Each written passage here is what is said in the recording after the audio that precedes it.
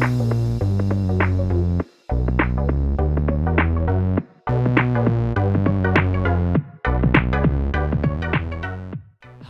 and welcome to the Red Laugh Riot podcast. My name's Matt. And I'm Ben.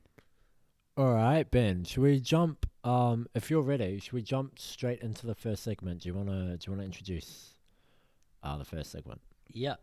As always, we like to start off a good old Red Laugh Riot podcast by reading some headlines. So we go straight to the top of Reddit, read some headlines and talk about them. Lovely. First headline today, from the NBA, the Phoenix Suns defeat the Los Angeles Lakers 118-109. This is the second highest post right now. And okay, I have really no interest in sport. Do you have any interest in sport? A little bit, yeah. I just want to ask you a quick question, Ben. Let's test your sporting knowledge. Oh, geez. The NBA, what sport are they playing? I used to play basketball, so I do know that much. Okay, cool. Yeah.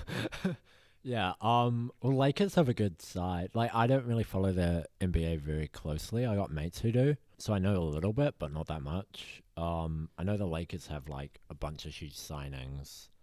So for the Suns to beat them, like, for Phoenix, rather, to beat them is pretty cool. But yeah, sort of two sides that I don't really care about in the NBA. So... Right, yeah. I'm kind of like... I'm similar. I really don't follow sport at all. So cool. There are some people saying like, I can't believe you lost to the Suns or whatever. So yeah, maybe it's a big deal. Upset. Yeah, maybe that's why it's got so high voted. Because normally I never see sports stuff on here. So that's interesting. Moving on, from politics, Donald Trump Jr. signed quote unquote hush money checks in father's affair with porn star. Who's Donald Trump Jr.? His son.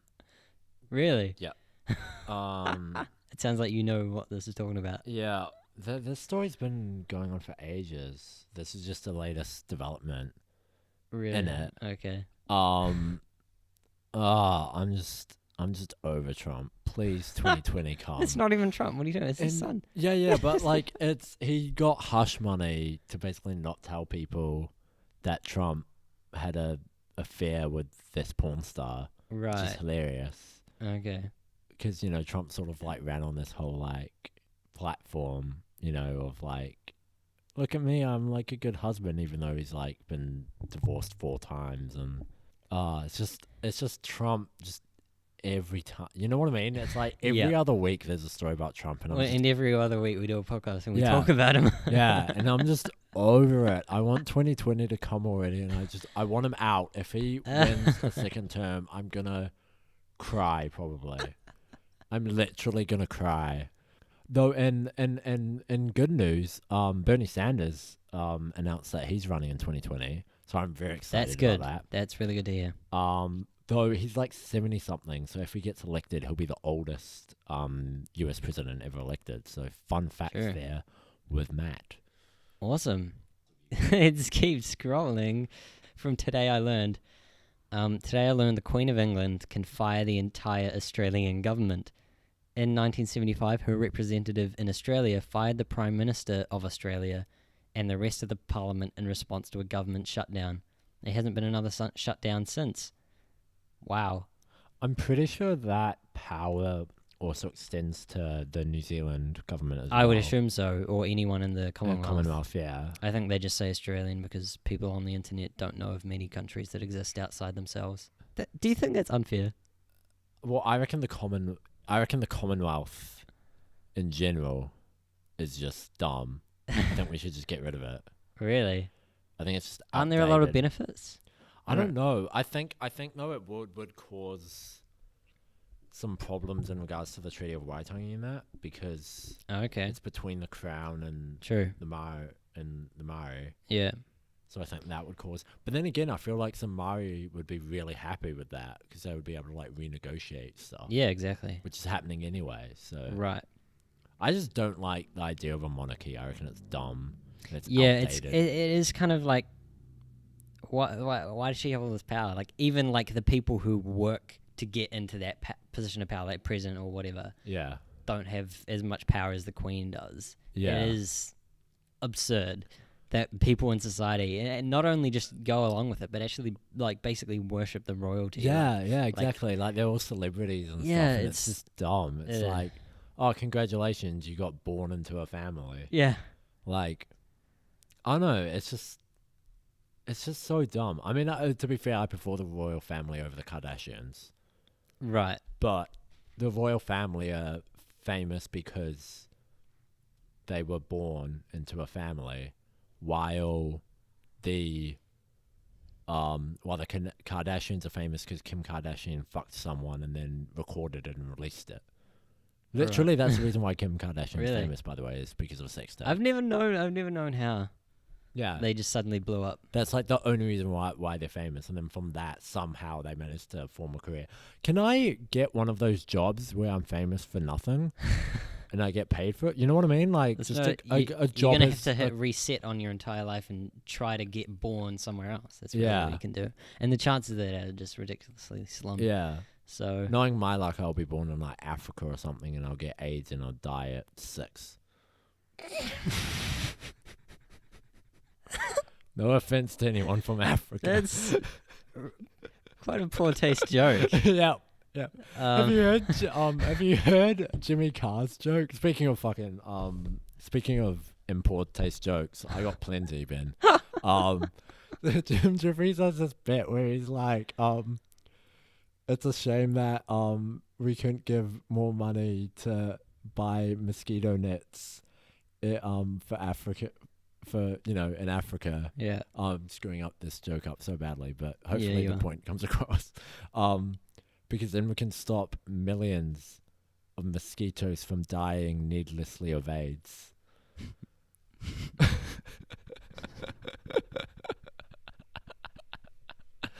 Well, I have the darkest sense of humor. That's not obvious. I feel enough. bad for laughing. That's the best type of comedy, in my opinion. It's like the jokes where you laugh, and then immediately you're just like, "I'm going to hell." Come back to what were we talking about before? I have no idea. Trump, was it? I know. I was trying to make a segue. The segue would have worked if you hadn't made those jokes. Yeah. I was going to say, speaking of disappointments, we had a bit of a disappointment ourselves today because we were meant to have a special guest on the show, but unfortunately couldn't make it last minute. So we had to change our topic last minute, and we thought, what better thing to do than disappointments? Do you want to tell us what that is, Matt? So we like to, every episode on the podcast, we like to do a little segment called Top 5, where we name our top 5 whatever they are. And this week is top 5 film disappointments, not just normal disappointments, because had it been normal disappointments, number 1 would have been my life. Matt coming in with the comedy hot tonight. All right. I knew that was coming and I still laughed. Yeah. So top 5 disappointing films. So top 5. This series is inspired by High Fidelity, where they name a bunch of other top 5 lists and stuff. All right. Am I going to start off? Is that the plan? You always do. All right. So I'm starting off. Top 5. My number 5. Top 5. Number 5 is. Ben's not going to be happy about this. It's Infinity War. You serious? No, you're My kidding, right? You haven't even seen it, have you? I have. Really? It's number 5. Oh, It's jeez. disappointing. Jeez. I was like, yo, everyone was talking about how great it what's was. funny? And I was like, this isn't good, team. When we I'm sorry. said that we were going to do disappointing films, I was with Tash, and he said, "Oh, I know what your number 1 is. It's Infinity War, right?" And he was joking because obviously he knew I'd be triggered by that. Yeah, you're gonna have to explain yourself pretty hard. Okay, Infinity War was not a good film.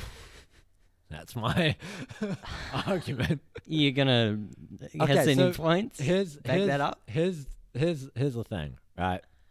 Is I can't remember who said it, but Infinity War was just like, hey, let's see how many people we can, how many characters we can just smash into this film. Like, yo, here's Captain America. Okay, I have to stop you right there, Matt. You haven't. It's this guy. It's this guy. I feel like I don't I have talked about this before. We've argued about this before. Yeah, and you have no You're right. not gonna. No, I'm telling you, convince you me. have no right. You are to not put gonna this convince me to like this. Okay. not Hold on. or- Tell me, Matt. or Tell me why care. you're disappointed by it.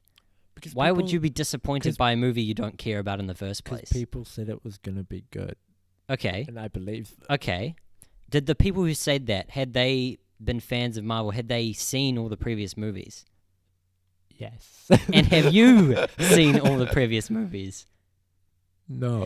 Then how can you expect the outcome to be the same for you? You can't. Infinity War is a specific movie that is pretty, like, unique in the fact that maybe its story is simple and there's a lot of characters, but we've known those characters, some of them, for over 10 years, and we've been getting to know them, and the growth of those characters and the emotion that we feel for them is what makes that movie great. And if you don't have that connection because you haven't seen those movies, then of course you're not going to enjoy it, and you have no right to say that you were disappointed by a movie that you haven't seen almost all the previous films to. So Alright. I'm going to leave it at that. So have you got one? Have you got a film that's gonna trigger me? Because I know my number one. Just warning everyone. Is going to trigger so many people, my number one. So just giving you guys a warning. Okay. What's your number 5? Is it going to trigger me? Let's see. I hope not. This one's funny. It's going to trigger me. I'm going to have to explain this one as well. Alright. The Tigger movie. This What? makes me laugh thinking exactly. Wait, there was a Tigger movie? Yes, so this came out like 2000 something, right? Okay. When I was a kid, I loved this movie. And you're going to be confused as to where I'm going with this. This was one of my childhood favorites, absolute childhood favorite movies. Maybe I know where it's going. And I can't remember when, maybe 5 years ago or something, I asked my mum, like, hey, do we still have the Tigger movie? And she's like, no, you told me I could give it away. And I got so mad. I was like, what? That's like one of my favorite movies. Why would you give that away? Pro tip, if your kid tells you can give something away that they love, don't do it because they're probably just like gonna hate you later on.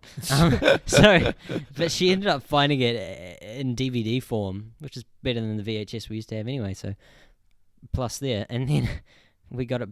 So we got it, and I watched it, and it was not good. It was just nowhere near as good as the childhood memories. I was like, wow, this is really disappointing.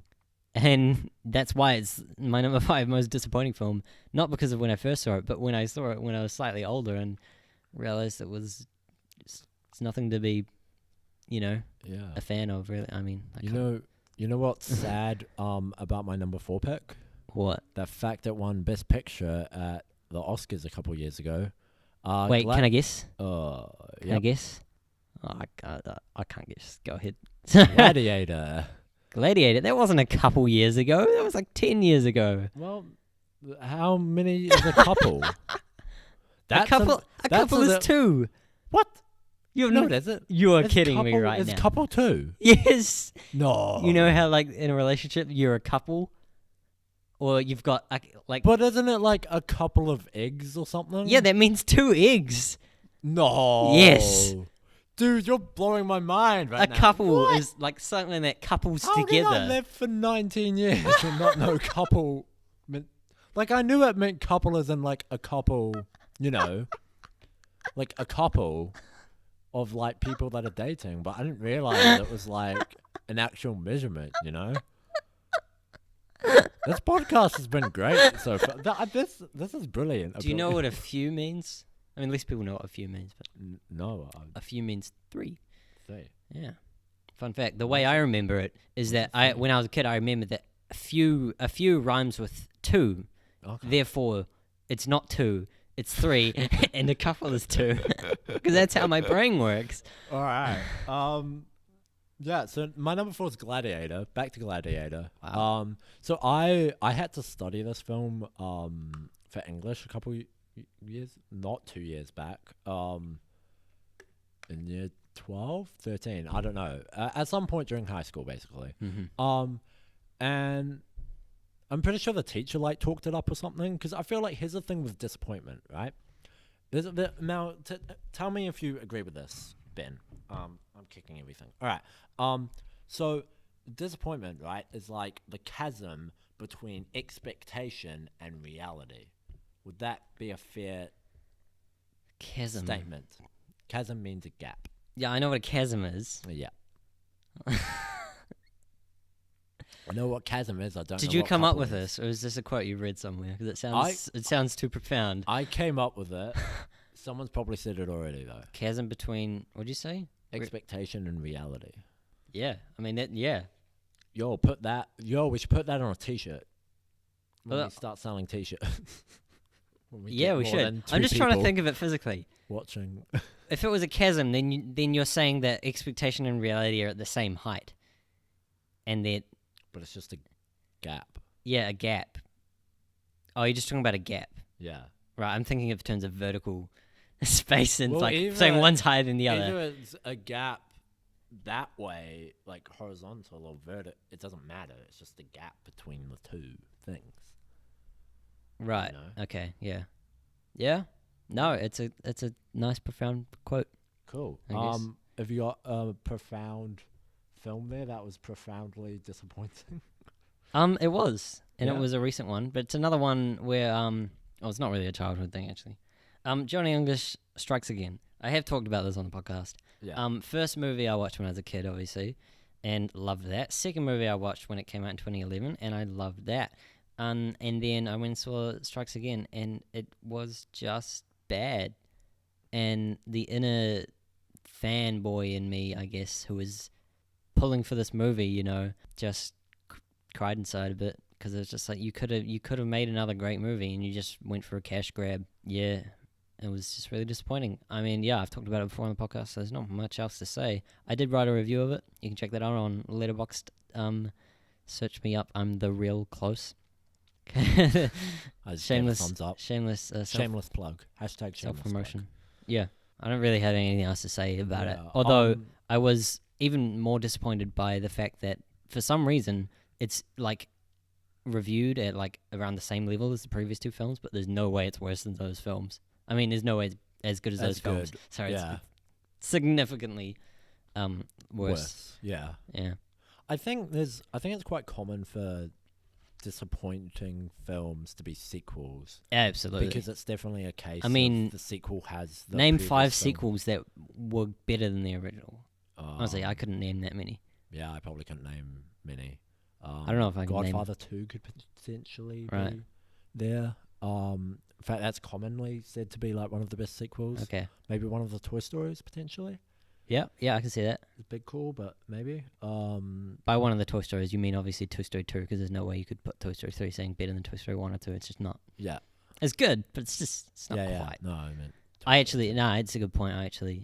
Toy Story 2 is my personal favourite. I don't know if I'd say it's better or not. I think those two films are both pretty equal to me. A film I believe that both of us have talked about on the podcast in the past was Fantastic Beasts 2. Oof. And that's my number 3 pick. Big oof. That was disappointing. So here's the thing. And sort of a similar thing with Johnny English Reborn, just to touch on that for a second. Strikes Again, not Reborn. Reborn was a good one. Reborn's amazing. Sorry. Strikes Again. I'm so tired. Yeah, with Strikes Again, is I knew it was bad mainly because other people told me, Yeah. including yourself, Ben. Fantastic Beasts 2 was similar in that regard of people had told me. The reason why I put this on my list is the fact that, so like people have certain franchises that are like their franchises or like their childhood franchises. Sure. For me, that's Harry Potter, right? Right. That's like my franchise, you know what I mean? Okay. So that's why it's sort of on this list, right? Because I would definitely argue it's probably the worst entry into the franchise. For sure. Yeah. So that was disappointing. Yeah. So that's my number 3 pick, Fantastic Beasts 2. Cool. And here we go from one of your favorite franchises to one of my favorite franchises, which is the Marvel franchise, which we were just talking about. And one film that hugely disappointed me was Doctor Strange. I had high hopes for this film. The trailers looked great. Went in, and it was just really boring. I thought it was so boring. I thought there were definitely some editing moments that actually just like were bad, in my opinion. That kind of put me off. But overall, it was just boring. I loved Benedict Cumberbatch. I loved him and his performance of that character. But yeah, all I can say is I got bored watching it. I've seen it now like 3 times, I think, and I just remembered I've only seen it again because like marathons and stuff, you know. Right. Because you still got to watch the bad ones even when you do the marathons. But yeah, I just can't get behind it. Yeah. And then in Infinity War and even in Thor, his short appearance in that movie, he's just so much more interesting and entertaining. And the visuals with like, in terms of what he can do, I guess it's because he's learned a lot more since that time. But in Infinity War, it's just like so much cooler.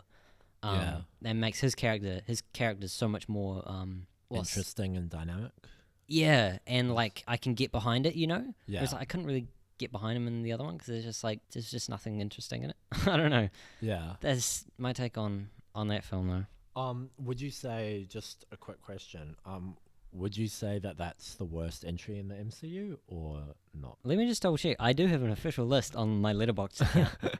Thor 2 was also disappointing, but it's like not quite as disappointing because it was still quite entertaining for the most part. It's basically the very end of that movie that falls flat. Okay. Whereas Doctor Strange the entire way through, I basically had no interest.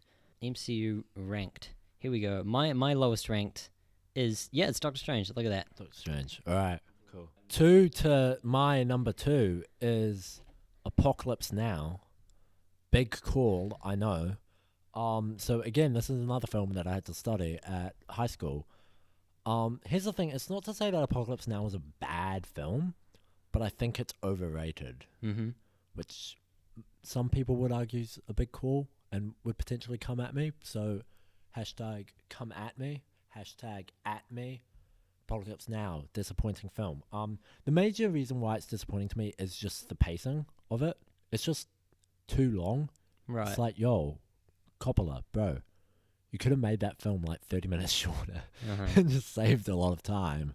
Yeah, and again, that's and it's because you know it is definitely a good film with like amazing performances, like shot beautifully, edited beautifully, some amazing sequences. Have you seen it? No, I haven't. No, but I've seen some production stills and some scenes from it. Yeah, yeah, yeah, like sort of the opening scene where big explosions. Yeah. Where the main character, whose name I can't, Willard, he's like doing Tai Chi in his bedroom drunk.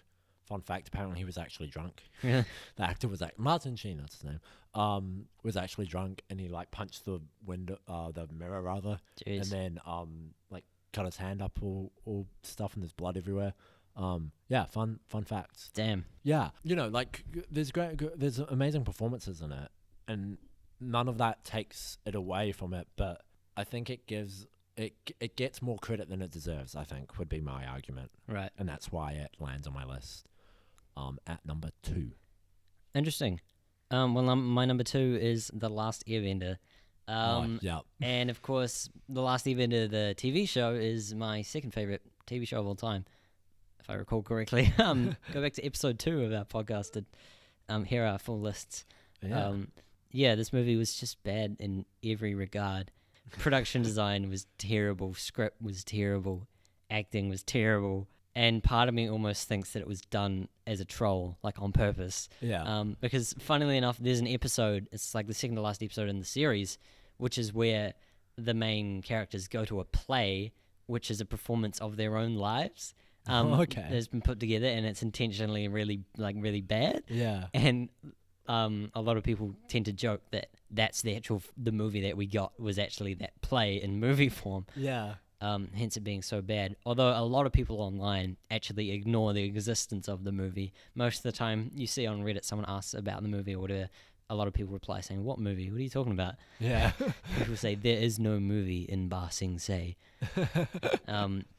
which is a reference to there is no war in Ba Sing Se, which is a thing that happens in the show, which you would get the reference of if you'd seen the show. Yeah. And anyway, but it's like you're never going to get a success with that kind of movie. There's 20 half-hour episodes that they try to cram into a single 1.5-hour movie.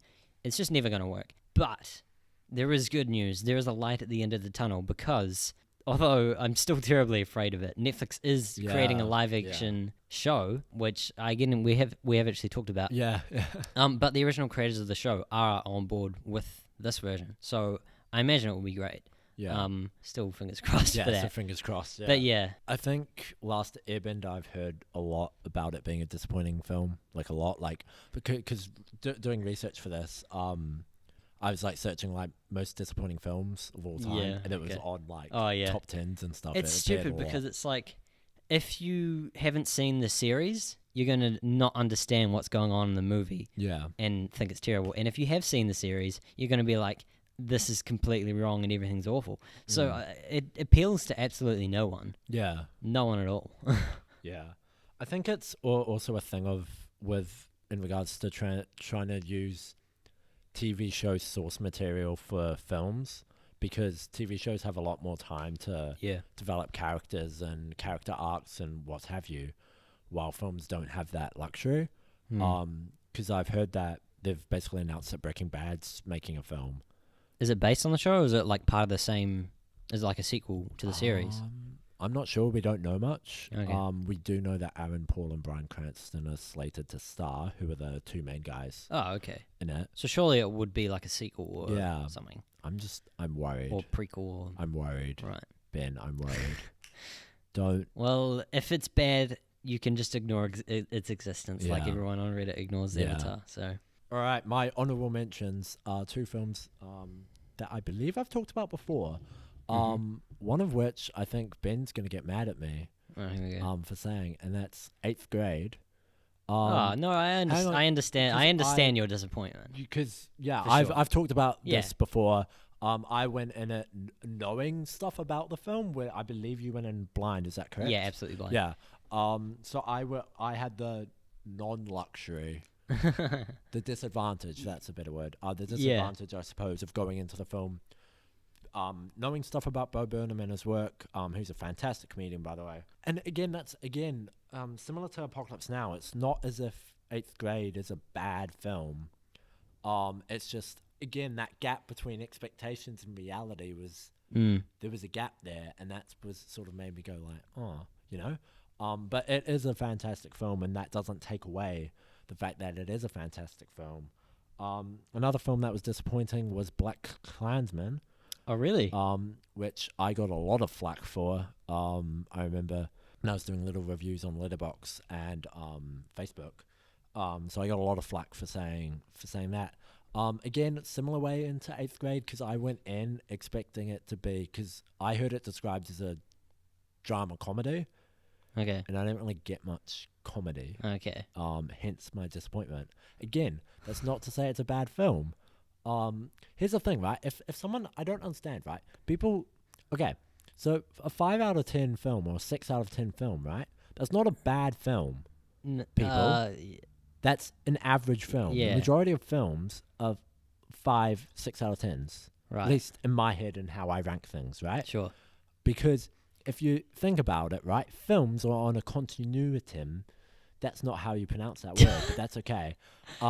Which of like a bell curve, right? The majority of them are average, right? There's very few amazing films, and there's very few really, really, really, really, really shit films. Sure. So that's not to say that it's a bad. Again, it's not to say it's a bad film. Also, Ben, if anyone actually likes the films and weren't disappointed by the films that Ben and I are mentioning, that's okay, people. All right, it's at the end of the day, it's subjective. All right, someone saying they don't like your thing. It's funny because there's actually, I'm pretty sure, studies that have shown that like people saying like there's like this reaction inside people that they have when like people reject like their things. Yeah. Like, there's been a bunch of studies about it. I talked about that when I showed my brother and his wife Your Name. Yeah. I talked I about still need that. to see that. They like almost hated it, and I was just like crushed inside. Because I think there was something personal about going, hey, I like this thing. Yeah. Whether it be a film or a song or whatever, and going like, I want you to enjoy it as well. Yeah. Like, there's something very personal about that. Yeah. And, you know, it's a bit vulnerable as well, you know, to do that as well. Yeah. That was a huge tangent. What are your honorable mentions? Yeah, I got a few. Rango, which is in similar way to the Tigger movie. I saw this twice when it I like. think you've talked about it before as well. Have I? I'm pretty sure. I can't remember what on Yeah. what Okay. list. When it was out on DVD, like for rent. I saw it twice, and I remember really enjoying it. So much so that when I saw it on sale for $10 on iTunes, I was like, hey, let's grab that one. I started watching it, and that's right. It's because it's the only film ever that I've stopped watching, ever.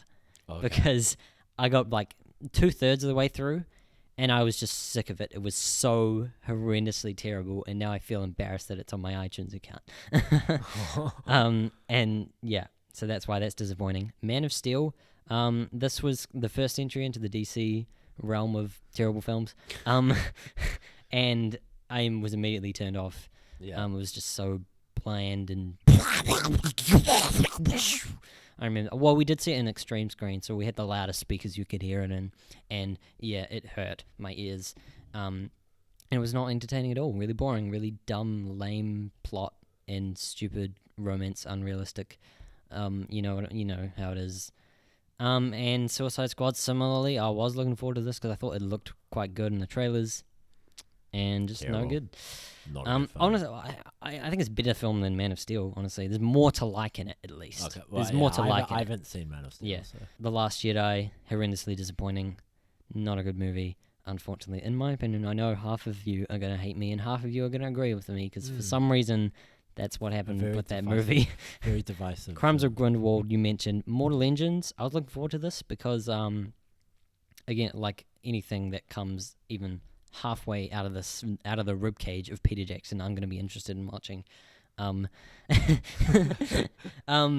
his protege, who directed this film, I was very intrigued to see what he would muster. And actually, I won't blame him for the film at all, because on the most part, it's all in the script and he didn't write it. So yeah, that was hugely disappointing movie. Finding Dory was disappointing, although not horrendously terrible. Just kind of, it was entertaining, but like, Just meh. shrug. Yeah, Thor: The Dark World I mentioned before. Instant Family, which I think I recently saw and I talked about. Kind of the similar thing to the 8th Grade, because I thought that was going to be like a hilarious comedy, and then it was not funny at all. Yeah. Lego Movie 2, I mentioned last week again, just didn't live up to the hype. Not even as good as the Batman movie, I'd say. And I even put Transformers 4 on this list because I was a fan of the original trilogy, and then it's like, let's go see Transformers 4. This is actually a funny thing. I've had a terrible stroke of seeing bad movies for my birthday. So we saw Man of Steel one year, and the next year we saw Age of Extinction. I can't remember what we saw after that, but so I might not have bothered the year after. Just saw the writing on the wall and went, nah. Yeah, that was one of those just like experiences where you're just like, when is this going to end? I just don't want to be here anymore. And it's like, but I've paid for this movie. It's already too far in to get a refund.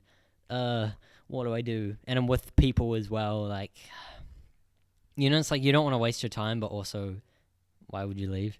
I don't know. Ditching your mates and stuff. I've never left a theatre. Yeah. Yeah. I hope that happens one day. I want to have a fun story I can tell. Yeah. Like that's my honorable mentions anyway. All right. So my number one is I said during my number 5 that my number 1 a lot of people would come at me. Are you ready, Ben? I'm so ready. Star Wars: A New Hope. Oh, is my number 1. No, I totally agree with you on that. Okay, so I watched it, right? So here's the thing. When did you watch it? Quite recent. Like, yeah. Was it 13? Was it the first Star Wars movie you'd seen? Yes. Okay. In fact, I still haven't seen all the Star Wars films, full disclosure. It's fine. It's forgivable.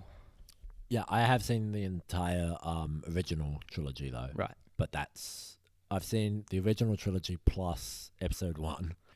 Okay, so I'm watching. I'm gonna take you back, all right? So I'm watching this film, right? And I'm going, I don't get it.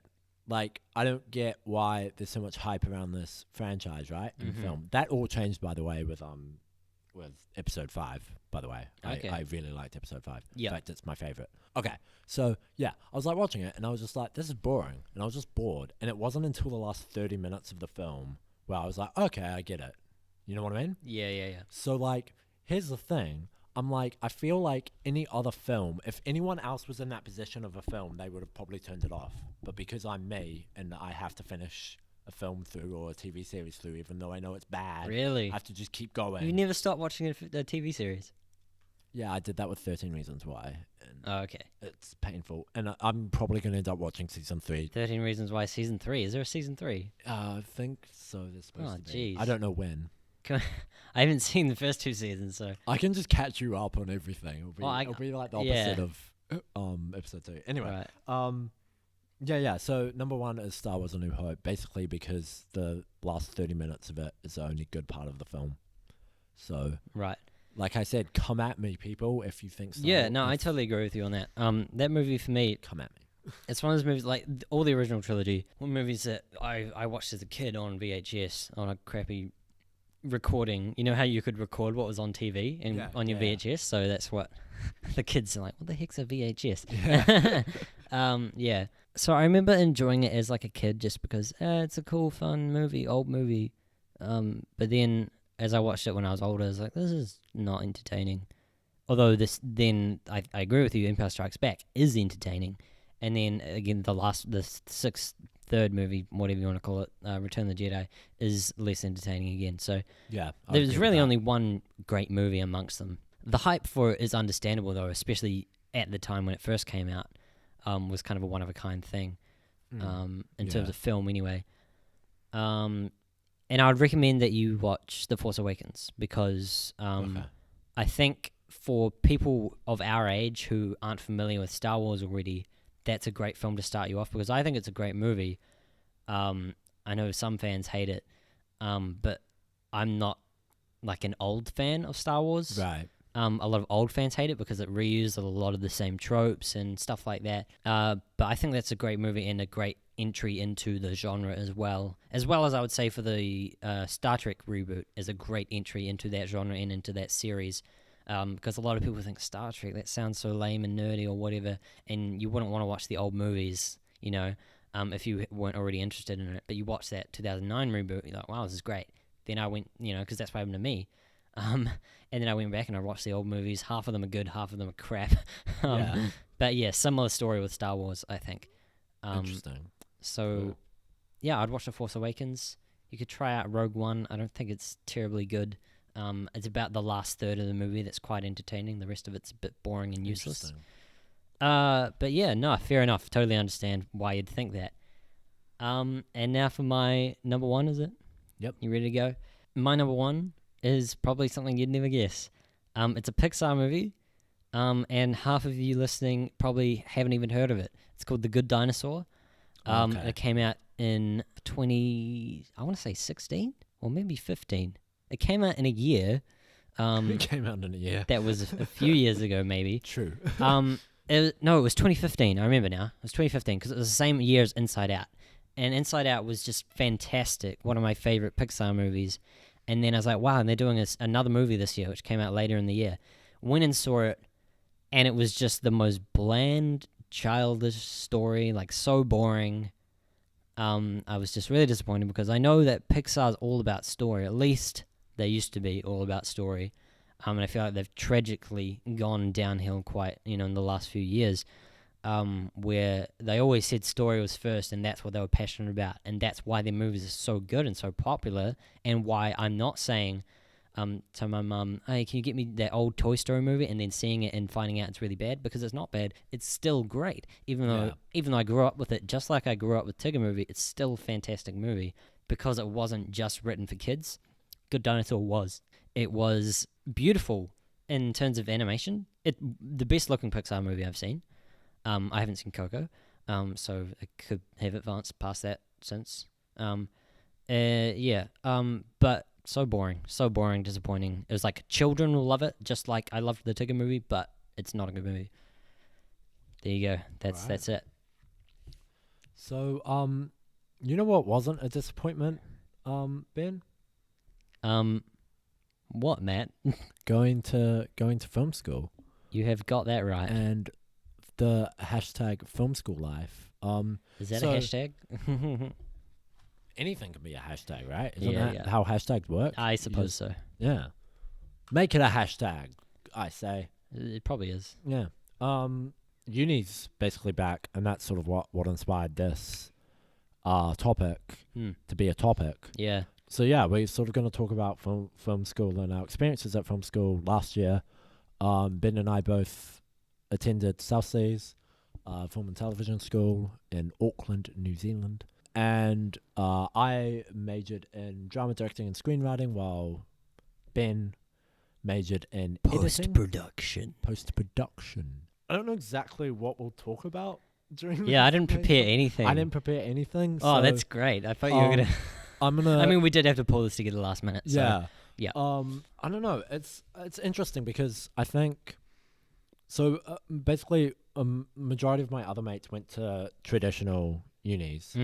And half my reasoning for going to a film school as opposed to a university was I wanted the practical experience, right? Yeah, absolutely. So I feel like with filmmaking, you don't learn shit about filmmaking if you're sitting in a classroom Absolutely. writing a bunch of papers. Yeah. Which majority of degrees on film are. While we were out there making, like, how many projects did we make? Well, every week we were working on something new. Much, At least for the first 2 terms, you're like doing something new every week, right? Yeah. And then after that, you had longer form projects, or bigger projects that took longer to sort out. But you were still always working on something, on an actual project, not just, there's like a few lectures in term 1 that you have to get through, which are a good foundation, I believe. Yeah. But after that, it's just all practical training, which is really great. And going on that point, I actually edited one of the behind-the-scenes videos where one of the guys, Simon, who was an audio. I think he specialized in audio, I assume. He was in the camera department anyway. But he was doing audio on Shortcuts, which is a short film production that we do. And in the behind the scenes interview, he was talking about that practical training versus uni. And he said he went to uni 2 years ago now. And he said he learnt more at South Seas in the first term in terms of practical training than he did in the entire year of uni. And you hardly learn anything in the first term of South Seas in terms of practicality. So true. So that's just shows how crazy useless university is if you want to be a film student, if you want to learn practically how to make movies. Yeah, definitely. Yeah. If you want to learn how to write movies, maybe you go to film school. Specifically, you want to be a screenwriter, but they also do screenwriting lectures at South Seas. Yeah. So, I mean, and you get the whole practical experience as well on top of that. So, I mean, yeah. Yeah, definitely. I think there's a really good quote by Quentin Tarantino about filmmaking, and it was basically, and it's a little bit, because we actually did go to film school, but he said, I didn't go to film school, I went to films. Yeah. Was his quote. Okay. Which I find really interesting, because I think film school, my reasoning for going to film school was basically half of it was getting practical experience as opposed to writing a bunch of things. Just writing a bunch of papers. And again, because you don't really learn much from writing a bunch of papers, right, and sitting in a classroom. Filmmaking, by its essence, you learn by making films, right? Yeah. And what better way to do that at film school? Because out in the real world, you have to pay money for that stuff, right? Well, you pay money for film school. Yeah, you know what I mean? Like, either way, you have to pay money. Yes.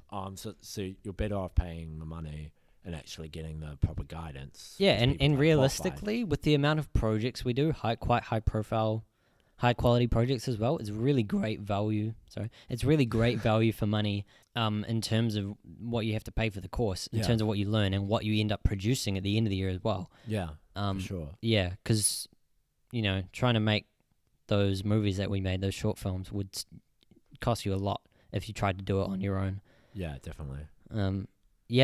South Sea specifically is quite unique because a lot of people will hear the word film school and they assume something more similar to a university or maybe a polytech where there's still a lot of theory involved. I know that I think a lot of the reasoning is depending on whether you're doing degree or diploma or whatever. Because we only did a diploma, there's very minimal paperwork needed.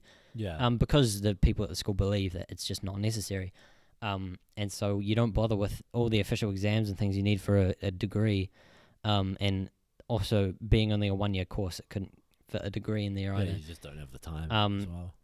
Yeah, and that's one of the reasons I moved up to Auckland to study. It was because it was 1 year. I didn't want to be at broadcasting school in Christchurch for 2 years, getting a plus they do an internship as well. But 2 years there where they do a lot of practical stuff, but it's also a lot of theory as well. So Yeah. It just seemed unnecessary when I could just get straight in and get even closer to the industry, because South Seas get you so close to it, to the industry as well. Yeah, because the other half of why I went to film school wasn't just to for the practical side of it. It was also the networking side of it as well.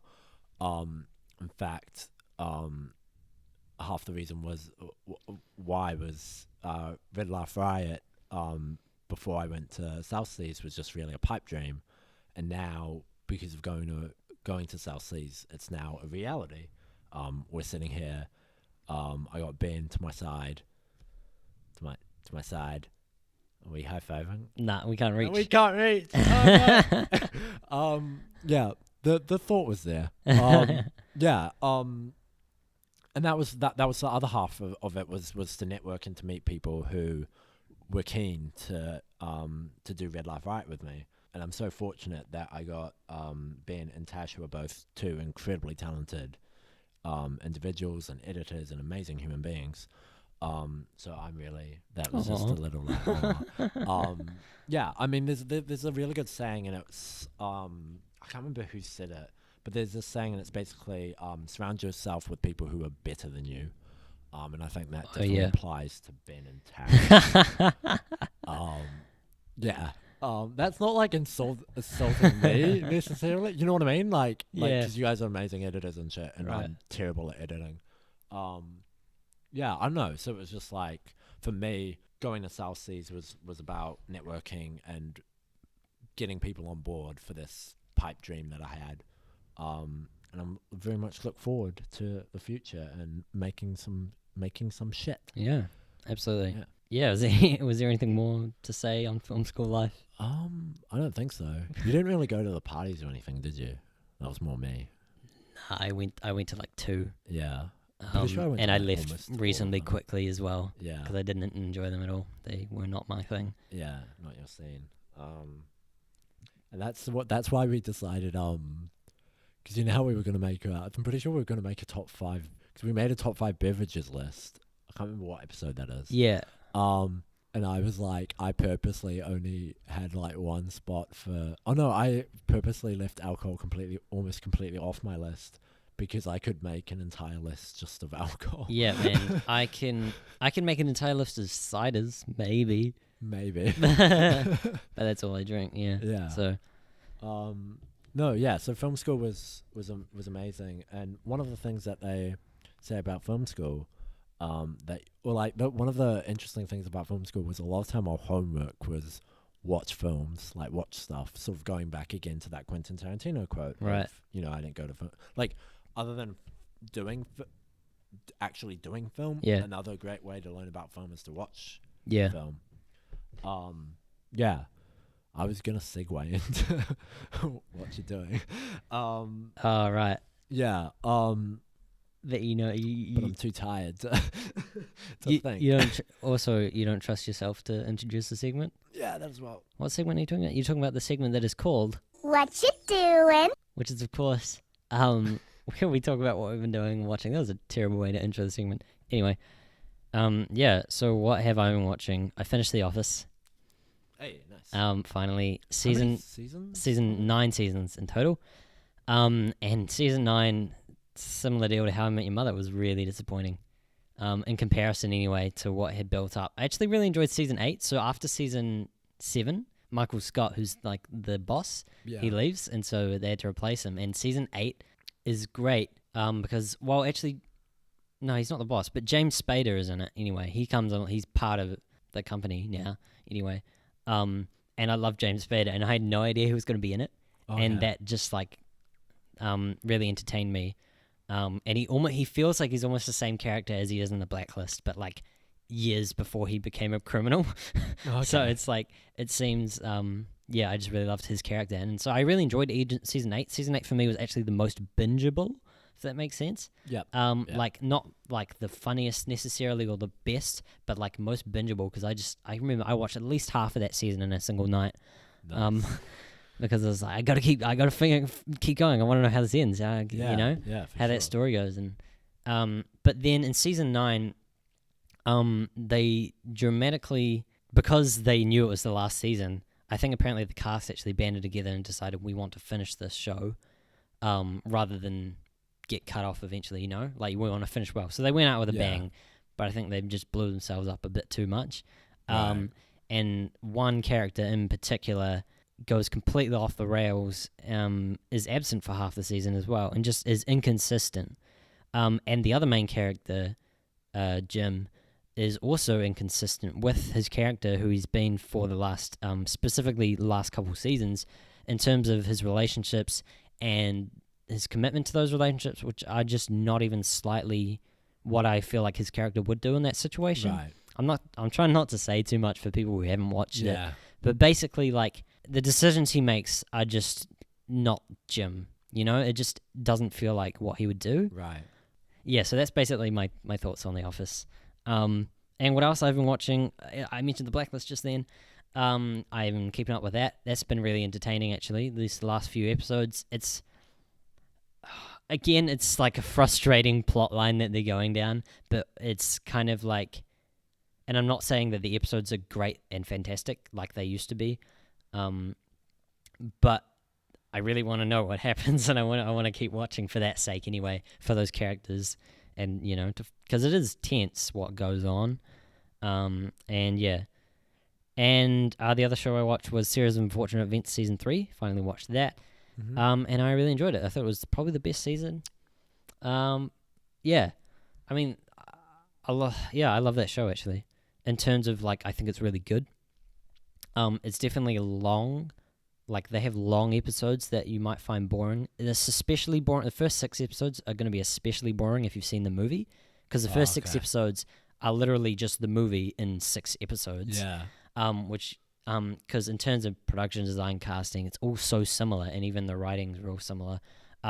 Even better, actually, because it feels like it's ripped straight out of the page. Because they're based on books, of course. Yeah. And it feels like I'm reading a book, actually, because it just feels so true to the books, even though I never read the books. Yeah. But I kind of know about them. But after that point, after you're getting into new territory that you are unfamiliar with, it's much more entertaining. Yeah, and really well done. Really great show. A lot of people talk about the ending of the show in a sour note, but I don't think it was that bad. I mean, it was kind of like, how else were you going to end it?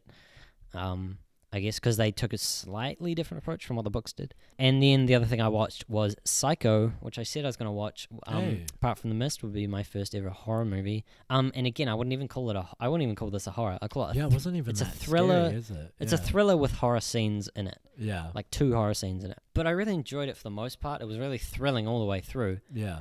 Until the very end. So you've seen the movie, obviously. Yeah, I have. And the very end has this huge exposition dump, which basically just explains the plot of the movie or like why certain things happened. Yeah. And it was unnecessary and like, well, not unnecessary. Okay, it was necessary to know those things, but they really needed to show you those things visually or more dramatically, or build up that character tension a bit more and make it just more interesting to watch. Obviously, it's a really old film. It came out in 1960. So, like, I feel like maybe budgetary reasons meant they just wanted to limit it to this one dialogue scene instead of doing as much visually or whatever. I can understand all that. But, yeah, for me, it was just quite disappointing. Yeah, and the other thing was that I kind of didn't have any connection to the characters, I guess. So, for me, especially because of how it ended and because of that exposition, I guess, it made me feel like the whole film was just this really simplistic movie.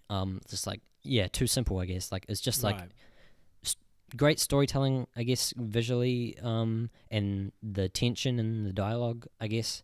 But I really had no connection to the character. There was no emotion that I felt. And I also won't excuse it just for being old, because I recently talked about Casablanca as well, which I watched, which came out in 1942 or something like that. Something like that. 40s, so 20 years before this movie. And that I did feel emotion and or at least a connection to the characters, and felt like I was on their journey a bit more.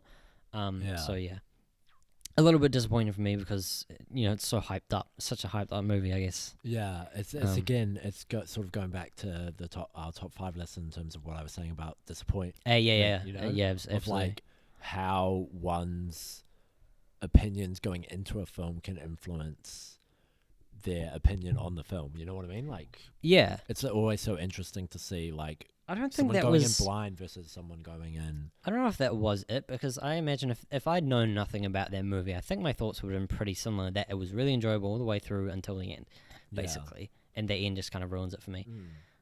But yeah, that's I don't all. know. What do you want to watch? Yes, that's right. What am I going to watch?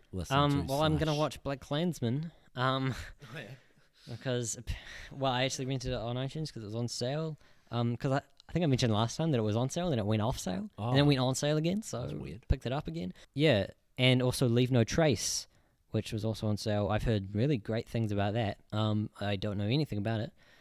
So I'm excited to watch those two movies, and a movie called Paddleton, which is on Netflix, which I've heard is another great movie from Netflix. So that doesn't happen often, so I'm going to watch that. And also, I literally discovered just before we came to record this podcast that Dimension 404, which is a web series by Rocket Jump, who made Video Game High School. I've talked about them before in our top 5 YouTubers, I think. Yeah. Yeah, they made a show a couple years back now, which is this anthology sci-fi series. And I just discovered that it's on Lightbox here in New Zealand. I have looked for it in the past and never been able to find it. I just went for a search today because I was watching some Rocket Jump stuff. And I found it's on Lightbox, so I'm going to get a free trial for Lightbox. I'm going to watch Dimension 404. And if I have time, I might watch some of Mr. Robot, because I know that's on there, and I've wanted to watch that for a while. Yeah, me too. And another thing that I want to watch, but I'm not sure if I will, is another YouTube channel, Chris and Jack, which I mentioned again in our in another podcast episode. They put out a 5-part series based in space. It's called Space Escape, but it's entirely virtual reality, or like 360 degrees. Yeah. I mean, so you can experience it in VR, or you can just scroll on your phone with your finger. I feel like I don't really want to do that, but so they've got that whole VR experience where you can look around, and also the audio moves with you as well. So like, oh, interesting. I don't even know how you do that in a YouTube video, but somehow they've done that. Yeah. So I'm really excited to. I guess it's because YouTube natively supports VR 360 videos, including the sound, I guess. So that's how they did it. Definitely want to watch it, but I kind of want to do it in a VR headset. I know back in Christchurch, I have a little really cheap, crappy one that you can chuck your phone in. Yeah. So I was thinking I could use that next time I go down, because I'm going down later in the month. I might just pick it up and watch it then. I'll watch it eventually, is what I'm saying. I want to watch it, and if you have a VR headset or a little cheap Google Cardboard or whatever that you can use, I'd encourage you to go watch it, even though I haven't seen it, but I'm sure it's entertaining at least. Or if you haven't watched any Chris and Jack, go watch their stuff. They're hugely undersubscribed for the content that they produce, and they're still pumping it out regularly. I actually found out also that Rocket Jump used to be the 5th highest subscribed channel, but they went to a steep decline after they released Season 1 of Video Game High School, because I think they started producing less content on YouTube.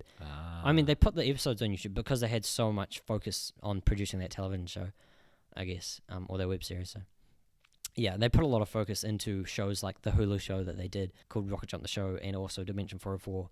And they've also done Anime Crimes Division, which was on YouTube as well. They're kind of putting more focus into that stuff than regular YouTube content, which is why they really haven't kept up heaps of subscribers anymore. But yeah, same with both of those channels, Chris and Jack and Rocket Jump. If you love short films and stuff, or just funny comedy skits, go check them out. They're real great.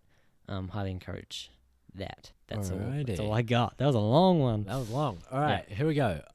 So what I watched, I've been actually a bit slack in watching stuff, but you'll find out why in a minute. So I watched one of the films that was on my list, which was In Bruges, which is a black comedy starring. My mind is blanking. I can't remember who stars on it. Oh well, In Bruges, it's Irish / British, it's a great film. Yeah, very dark, about like a hitman and his partner who are sent to Belgium, and so they're walking around Belgium and they're bored as hell. And then shenanigans ensue. I don't want to spoil too much about it.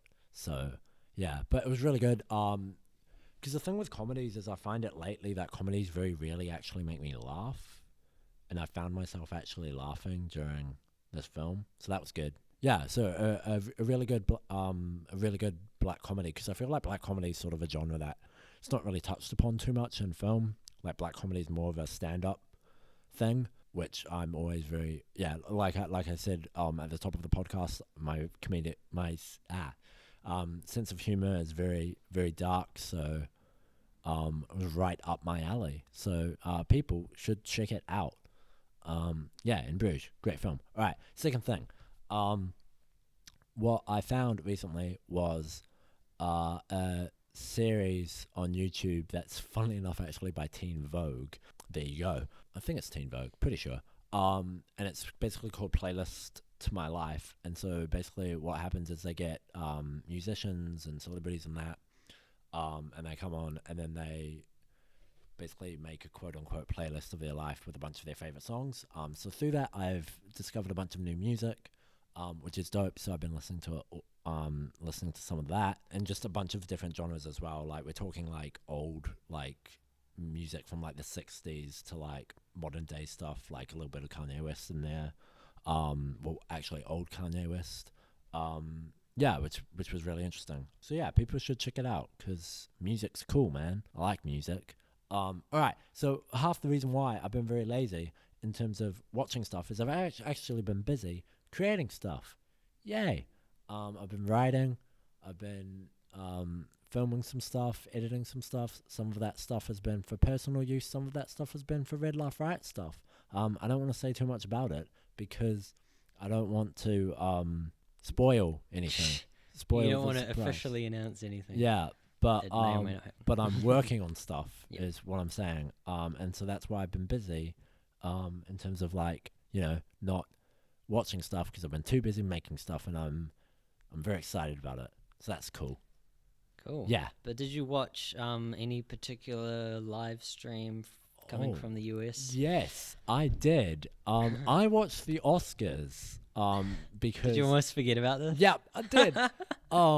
That's why I was gonna make it a main topic, but all good. So yeah, one of the other things I watched was the Oscars, and so we're gonna just do a very quick recap of the Oscars and Should we just talk about the find ones out that we tried to who predict? won. Yeah. Do you remember the categories that we tried to predict or nah? It was the actors, animated, cinematography, editing, and best picture, I think. Okay. All right. So, I got supporting actor right. I got supporting actress right. I got actor right. I got actress You got a wrong. lot of things right. Actually, scratch that. I'll just say the things I got wrong, because it's easier. I got best picture wrong. I got actress wrong. I said Glenn Close was gonna win, Yeah. but who actually won? Do you remember her name? Olivia Colman. Olivia Colman. And then the other one I got wrong was editing. Oh, of course, that one was ridiculous. Yeah. But the rest of them I got right. Yeah. So. Ironically, the only one I got right, apart from Spider-Verse, which everyone got right, because Yeah. come on, It was just so obvious. was Best Picture. Yeah. Which, actually, no, technically, I didn't I say I thought Roma was going to win? I said I thought Roma was going to win, but I can't wanted remember. Green Book to win. I can't remember. I believe that's what I said. And same thing happened for cinematography. I got that right, because I guessed Roma would win, but I wanted Cold War to win. Same for direction. So technically I guessed those two right, and got Best Picture wrong. But the one I wanted to win, the only one apart from Spider-Man, was Green Book, which now I don't know if I feel bad or not about that, because a whole bunch of controversy and stuff has come out around that film that I've only kind of heard recently. And so I don't feel bad for liking the film. I think it still deserved a win because it was a great film. Although if you compare it to Roma, maybe it's not as good as Roma. Yeah. But again, it's such a fine line when you're getting to that stuff, especially with different genres and styles and things. And again, It's kind of it's very as well. subjective and very hard to Yeah. define. That's why I don't like having winners. I just like having nominees. Yeah. But yeah, I think the film itself is a great film. But yes, the context surrounding it is a bit disappointing to hear. But I mean, there's always a controversy at the Oscars, isn't there? Yeah, there always There's got to is. be. Did I get more right than you, or? Oh, of course you did. Yeah. Yeah. So I won. Technically, I got 3 right. If you include, well, if we're talking about what I thought was going to win, I think I got 3 right, Yeah. which was cinematography, directing, and animated. Yeah. I got 3 wrong. So.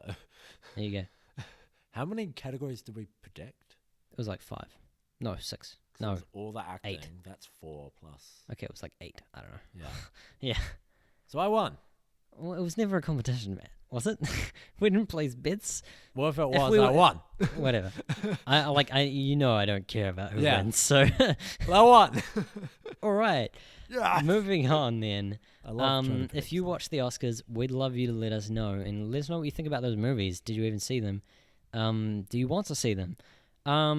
And we can read out those comments in what we call the crunchy comments section, where we read all your comments. Of which today, I believe, of course, as usual, there's none. Sad face. Yep. But I know you're listening. I know there are people. There's at least 2 people must be listening to this right now and thinking, you know what?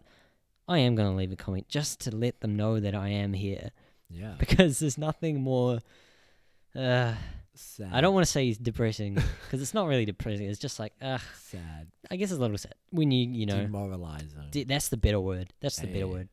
When you have a passion for something and you're enjoying doing these podcasts and there's nobody there to hear. Yeah, So I just mean, let us know, honestly. Yeah, that's one way you can support us by either, like we said, commenting on any of our social medias. We are on Facebook, Ambit, Twitch, YouTube. I think I've covered all the bases. Twitter. Yeah, and so you can support us either through commenting, through sharing, through liking, all that fun stuff, subscribing to us on YouTube. However, if you want to go a little bit deeper in your support, you can support us on Patreon. Any money that's donated to us through Patreon is invested straight back into the company to buy better equipment. And Pay that off sort these of stuff. mics. Yeah, pay off these mics, for example, which will then mean better content for you guys. Also, one of our Patreons is Morgan Bridge, who has supported us for a while now. So shout out to him for supporting us. Morgan. We appreciate it so much. Yeah, so give us some love, guys, whether that be through monetary means or through clicking some buttons, whether they be like buttons or subscribe buttons or keyboard buttons when you drop some comments. Please drop some comments, people. Ask us questions or anything. Please. Or Yeah, if literally you want to be anything. even more interactive, we are live on Twitch when we record these podcasts. So you get to hear everything, even all the technical hiccups and everything, and weird, awkward conversations we that usually- get cut out. We usually go live at around 8 o'clock New Zealand 7 or 8 time, 7 or or 6. Like it's always Yeah. roughly different. But if you turn on your notifications on Twitch, and you're free on Sunday night, which I guess a lot of people aren't, but Yeah. you know, if you are, then we're here 8. Yeah. and we wanna chat. We want to chat, people. All right. I think that's it for this week's podcast. I've been Matt. And I've been Ben. Thank you.